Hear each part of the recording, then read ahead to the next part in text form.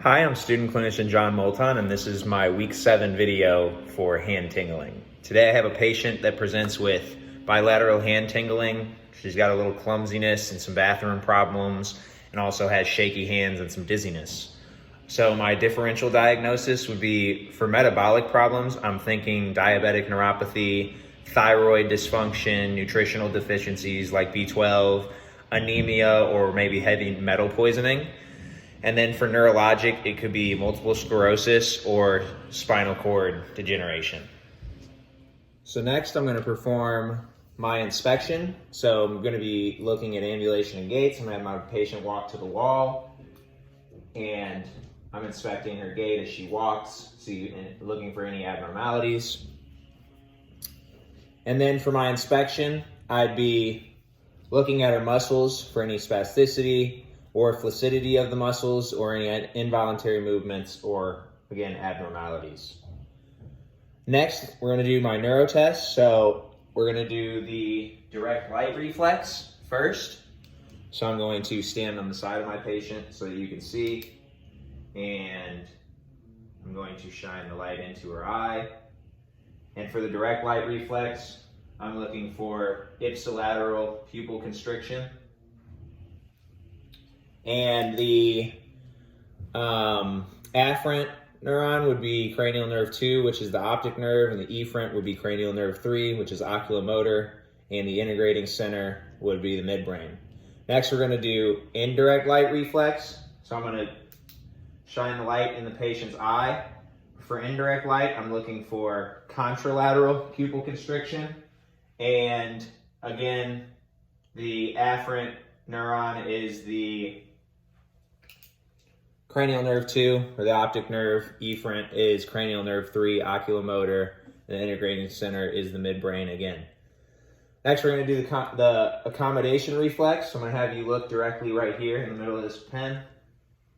And I'm going to bring it close. And I'm looking for convergence here and the pupils to constrict. The afferent nerve is the cranial nerve 2, efferent is cranial nerve 3, and the integrating center is the occipital lobe. Next, I'm going to be performing the jaw jerk reflex. This is a Taylor reflex hammer. It's used to test reflexes and should feel like this. Is that okay? Yes. I'm going to place my thumb on your chin, and I'm going to tap. And I'm looking to see that there's no deviations. And this test tests cranial nerve 5, and the integrating center is the pons. Next, we're going to test the muscles of facial expression. So I'm going to have you smile, and now frown, and bring your eyebrows up like you're surprised, and then make an angry face, puff your cheeks out, and clench your eyes as if you're scared. Okay, and that is testing cranial nerve 7, which is the facial nerve. Next, I'm going to do the palato-motor reflex. So I'm going to have my patient say, ah. Ah. I'm going to have you do that again.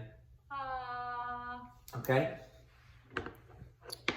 And I'm looking to see if the soft palate rises. This is testing cranial nerve 9, the glossopharyngeal nerve, and cranial nerve 10, the vagus nerve. Next, I'm going to be testing the hypoglossal nerve. So I'm going to have my patient open her mouth. And I'm going to be inspecting the tongue, looking for any shrinkage or any deviation. Now I'm going to have you press your tongue on your left cheek. And I'm going to push in and do a muscle test. And the other cheek. Next, we're going to perform the Furuta step test, testing cranial nerve 8, the vestibulocochlear nerve. So I'm going to have my patient close her eyes and march in place. And usually I do this for 60 seconds, but for the purpose of this test, 58, 59, 60, you're good. So I'm looking for any abnormalities for that test. Next, I'm going to perform finger to nose. So I'm going to hold my finger out here. You're going to touch your nose and then touch my finger. Yep. I'm going to have you close your eyes and do it.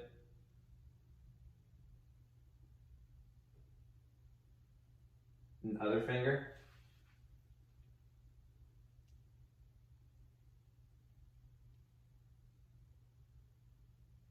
Okay. That is testing dysmetria for the cerebellar. I'm noting any tremors or lack of coordination during that test. Next, I'm going to do the patting test. So I'm going to have my patient pat her thighs like this in an alternating fashion.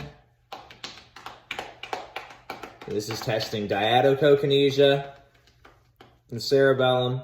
I'm looking for rapid, rhythmic, alternating movements. Next, I'm going to perform the Hoffman reflex. So for this test, I'm just going to perform it on the left side, but usually I would do it for both sides.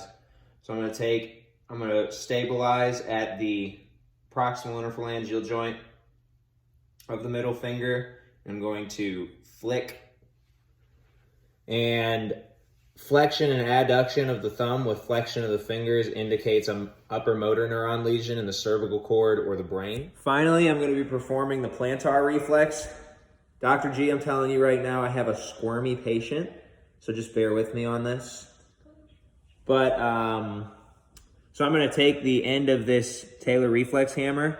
I'm going to take the patient's foot and start down here and run it up her foot like that.